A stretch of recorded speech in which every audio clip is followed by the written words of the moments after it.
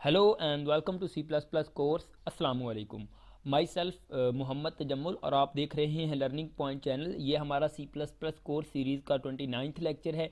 इस लेक्चर के अंदर हम एक प्रॉब्लम को सॉल्व करेंगे जो कि आपके सामने स्क्रीन पे अपेयर हो रही है। हमने जो स्विच स्ट्रक्चर है इसको स्टार्ट किया हुआ है। अब हम इसके एग्जाम्पल प्रोग्राम्स को देखते हैं और इसको मज़ीद प्रैक्टिस करते हैं कि स्विच स्ट्रक्चर में हम किस तरह के प्रोग्राम्स को सॉल्व करते हैं और किस तरह के प्रोग्राम एग्ज़ाम में पूछे जाते हैं उसको हम वन बाय वन सॉल्व करने जा रहे हैं। ये स्विच स्ट्रक्चर की पहली एग्जांपल प्रोग्राम है।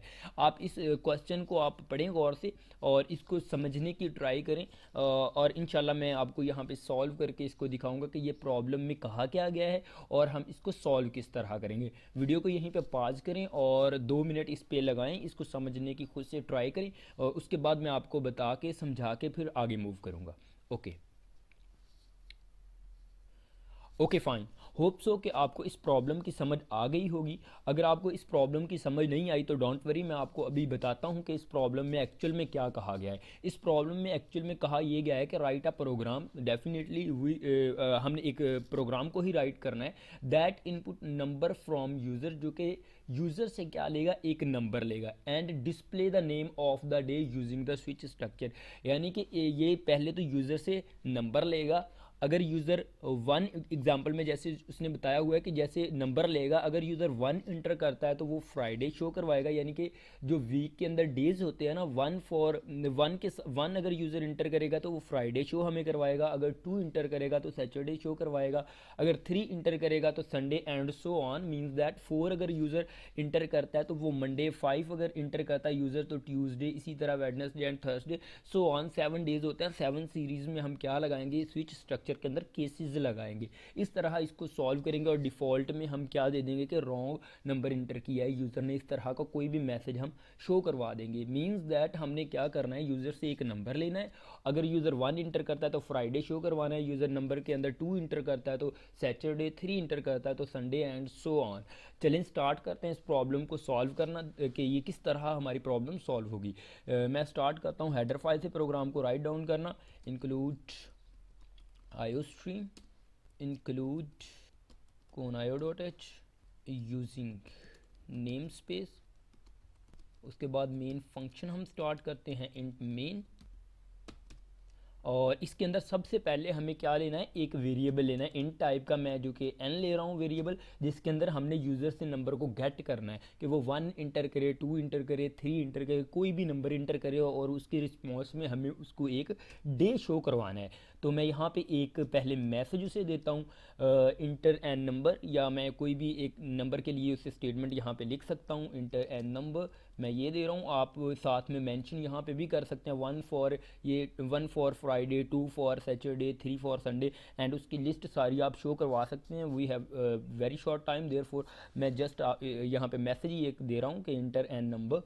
हमें तो पता है ना कि क्या करना है एक्चुअली, तो आप सारा प्रोसीजर भी लिख सकते हैं। वन फॉर मैसेज में सारा कुछ लिख सकते हैं कि one for Friday, two for Saturday, three for Sunday, and इस 7 डेज़ की इस तरह लिस्ट आप बना सकते हैं। लेकिन मैंने जस्ट यहाँ पे लिखा इंटर एन नंबर, और सी इन में मैं क्या कर रहा हूँ, सी इन यूज़ करके मैं एन के अंदर नंबर यूज़र से ले रहा हूँ। ठीक है, उसके बाद स्विच स्ट्रक्चर के अंदर मैं क्या कर रहा हूँ, स्विच स्ट्रक्चर का क्योंकि सिंटैक्स है, इसके अंदर जो कंडीशन, जो वेरिएबल हमने लिया है उसको मैंने पास कर दिया, जिसके साथ हमने केस के साथ कंपेयर करवाना है। हम वेरिएबल, मैंने जैसे कि पिछली वीडियो में आपको इंट्रो में सारा बताया था, ये यहाँ पे हम वेरिएबल पास करते हैं जिसके अंदर यूज़र ने नंबर इन किया होगा।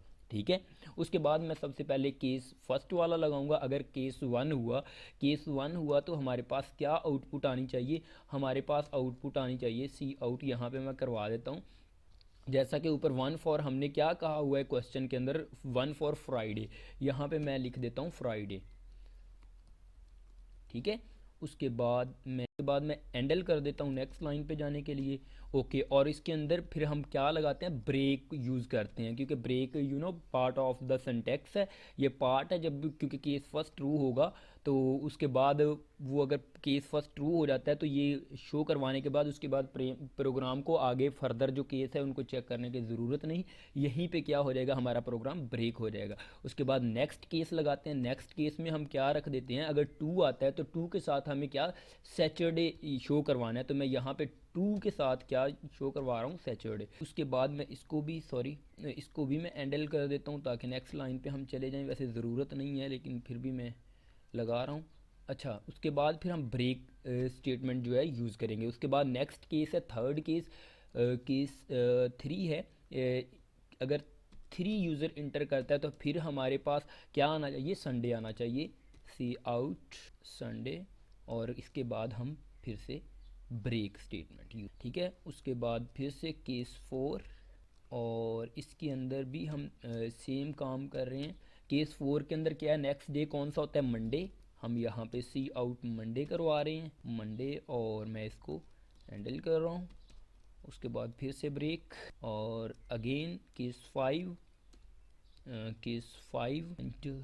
सिमिलरली सी आउट, और इसमें हम क्या करेंगे, ट्यूसडे देंगे, ट्यूसडे और हैंडल, और इसे भी हम ब्रेक यहाँ पे लगा देंगे। अगर एक ये केस ट्रू होता है तो नेक्स्ट फर्दर उसे चेक ना करना पड़े, इसलिए ये ज़रूरी है। और उसके बाद फिर से हम केस 6 में क्या करेंगे, वेडनेसडे सी आउट करवा देंगे क्योंकि नेक्स्ट डे वेडनेसडे होता है। उसके बाद ब्रेक, और इसके बाद 7 नेक्स्ट जो हमारा केस है वो, सॉरी, उसके बाद नेक्स्ट केस कौन सा है, नेक्स्ट केस हमारे पास एक ही केस बचा है 7, और इसके अंदर हम लिख देंगे हमारे पास थर्सडे आउट, और इसको भी हम हैंडल कर देंगे। और इसके बाद इसमें भी ब्रेक स्टेटमेंट हम यूज़ करेंगे।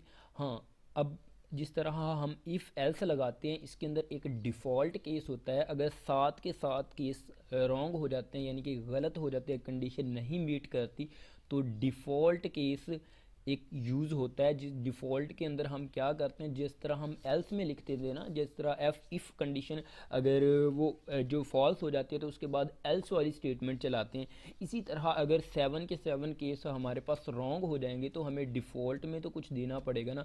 डिफ़ॉल्ट में फिर हम लिख देते हैं इनवैलिड नंबर, या हम क्या देते हैं, इनवैलिड मैं यहाँ पे जो शो मैसेज करवाता हूँ, मैं इनवैलिड नंबर करवा देता हूँ, क्योंकि हम नंबर ले रहे हैं यूज़र से, इनवैलिड नंबर, यानी कि डे नंबर जो वो इनवैलिड इंटर कर रहा है, तो इसलिए मैं यहाँ पे इनवैलिड क्या ले रहा हूँ, नंबर ले रहा हूँ। तो इसी प्रोग्राम को मैं अब एग्जीक्यूट करवाता हूँ। ये प्रोग्राम हमारा कंप्लीट हो चुका है।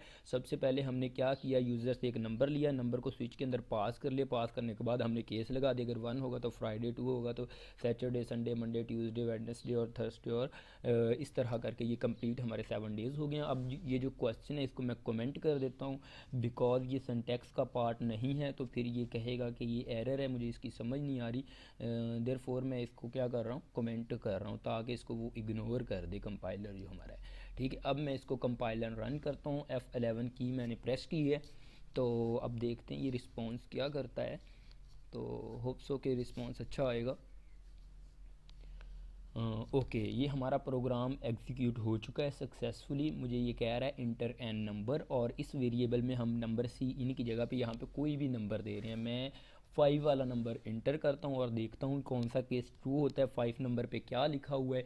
तो 5 इंटर करके मैं जब इंटर करूँगा तो मेरे पास ट्यूसडे लिखा हुआ आ रहा है। हम देखते हैं 5 वाले केस में हमने क्या लिखा, हमने भी भाई ट्यूसडे ही लिखा था 5 में, ठीक है।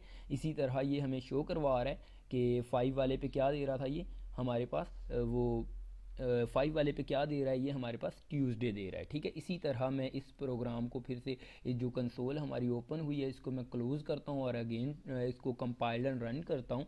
कंपाइलर रन करके देखता हूँ ताकि मुझे दोबारा से कोई और नंबर इंटर करके मैं देखूँ, ताकि कोई एरर ना आए, एम्बिगिटी ना आए। तो मैं कौन सा अब नंबर इंटर करूँ, मैं 3 इंटर करता हूँ, तो मेरे पास संडे आना चाहिए। ओके, मैं अब 3 इंटर करके देखता हूँ कि मेरे पास क्या आउटपुट आती है। संडे आनी चाहिए, डेफिनेटली केस ट्रू होगा, संडे ही ट्रू हो रहा है। तो जब संडे हमारा, एक बात आपने याद रखनी है, जब भी हमारा केस ये चेक हो जाएगा, ये ट्रू हो जाएगा, तो संडे प्रिंट होगा ना, उसके बाद ये प्रोग्राम ब्रेक हो जाएगा, यानी कि case 4, case 5, case 6, case 7 else कुछ भी जो नीचे केस आ रहे हैं वो चेक नहीं होंगे, इसीलिए हमने ब्रेक का यूज़ किया है। मैं एक वीडियो बनाऊंगा कंटिन्यू और ब्रेक पे, उससे आपको इसके कॉन्सेप्ट मज़ीद क्लियर होंगे। लेकिन इस जगह पे आप यही सीखें कि ब्रेक बेसिकली जिस तरह हम गाड़ी की या किसी भी चीज़ की ब्रेक को अप्लाई करते हैं तो वहीं पे वो चीज़ रुक जाती है, इसी तरह ये ब्रेक प्रोग्राम में हम एक कीवर्ड यूज़ करते हैं जो कि प्रोग्राम के एग्जीक्यूशन को वहीं से कंट्रोल को बाहर ले जाता है, यानी कि ब्रेक कर देता है, रोक देता है, जैम कर देता है। तो आपने भी यही चीज़ इस चीज़ से समझनी है। और ब्रेक के अल्टरनेटिव जो होता है एक कंटिन्यू होता है, वो कंटिन्यू कर देता है प्रोग्राम को, ठीक है, वो दोबारा से ऊपर ले जाता है लूप पे, वो बाद में हम देखेंगे, इसका पार्ट नहीं है, लेकिन मैं फिर भी आपको बता रहा हूँ ताकि आपका थोड़ा सा माइंड बन जाए। ब्रेक और कंटिन्यू होता है, आप एक सर्च भी किसी और चैनल से भी आप देख सकते हैं ब्रेक और कंटिन्यू में क्या डिफरेंस होता है, ठीक है। तो ये बेसिकली डिफरेंस होता है, ब्रेक उसी जगह पे रुक जाता है प्रोग्राम, कंटिन्यू में वो जो लूप होती है वो दोबारा से एग्जीक्यूट होना शुरू हो जाती है। ओके, ये हमारा आज का प्रोग्राम था गाइज। हाँ, डिफ़ॉल्ट केस भी हम चला के देख लें एक दफ़ा, मुझे फिर से इसको कंपाइल एंड रन करना है ताकि आपको डिफ़ॉल्ट केस की भी समझ आ जाए कि डिफ़ॉल्ट किस तरह वर्क करता है। मैं 7 से ज़्यादा कोई नंबर देता हूँ, यानी कि जो हमारे केस में इंक्लूड नहीं है, मैं 10 देता हूँ नंबर। तो 10 नंबर जब इंटर करूँगा तो मेरे पास जो आउटपुट आएगी, तो ये क्योंकि केस में नंबर नहीं है तो डिफ़ॉल्ट जैसे एल्स चलता है ऐसे ही डिफ़ॉल्ट चलेगा। डिफ़ॉल्ट चलेगा तो वो कहेगा इनवैलिड नंबर, तो हमारे पास उसने कह दिया कि इनवैलिड नंबर जो कंडीशन कोई भी मीट नहीं हुई, इनवैलिड नंबर आ गए। गाइज़ अल्लाह हाफिज़, मिलते हैं नेक्स्ट वीडियो में। होप सो कि आपको ये वीडियो बहुत अच्छी लगी होगी, क्योंकि मैंने बहुत आराम से और बहुत अच्छे तरीके से समझाने की कोशिश की है। अगर ये वीडियो अच्छी लगी हो, आपका कुछ थोड़ा सा भी फ़ायदा हुआ होगा, तो आपने इस वीडियो को अपने फ्रेंड्स के साथ शेयर करना है, और हो सके तो आप चैनल को सब्सक्राइब भी कर सकते हैं। अल्लाह।